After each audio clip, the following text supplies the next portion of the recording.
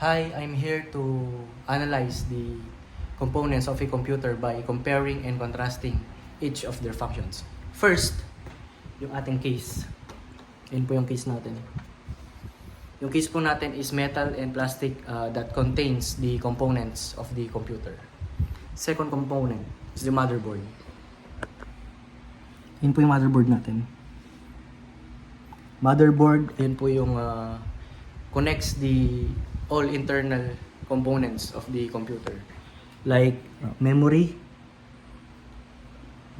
CPU or the central processing unit na nasa likod po nito, and the graphics card. Wala pong graphics card, so meron po akong papakitang sample sa inyo. Ayan po. And also, the next component is the power supply. Ito po yung ating power supply. Yun po yung itsura niya. Power supply, ito po yung dito po halos dumadaloy once na isinaksak na po yung computer. Lahat po ng power, siya po yung tumatanggap at kailangan din po ng isang computer ang isang power supply dahil siya po ang nagbibigay ng parang buhay dito. Then next is the graphics card.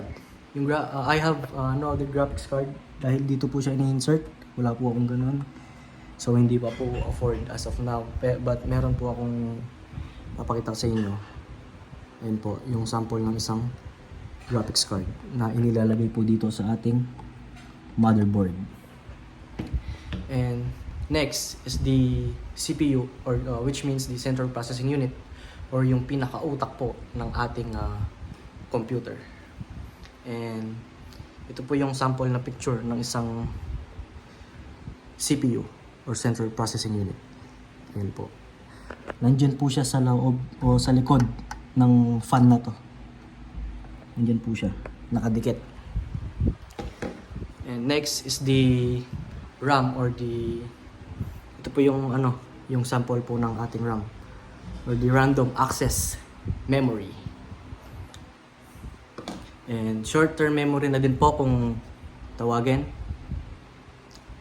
And also the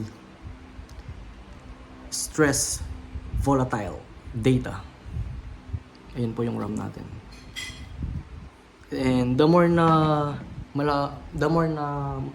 malaki po yung RAM nyo, and the more na mas maganda po dahil mas mabilis po na magbo-boot yung ating computer. And sa RAM po, pwede po tayong makapag-save dito ng videos, music, and files. Yan po. Diyan po siya naka-insert yung ating memory or the RAM. And next component naman po is yung hard disk drive. Ito po siya. The hard drive. Kaya po tinawag na hard disk drive dahil meron po itong disk sa loob ng sa loob po nito. Ayan po. Meron po siyang disk. Parang bala po, ganun.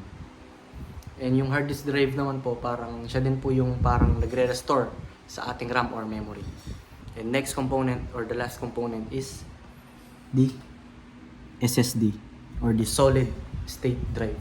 Yung solid state drive po naman po natin is meron po siyang ginagamit na integrated circuit which means na mas pinapabilis po nito yung pag-restore sa ating RAM or sa ating memory.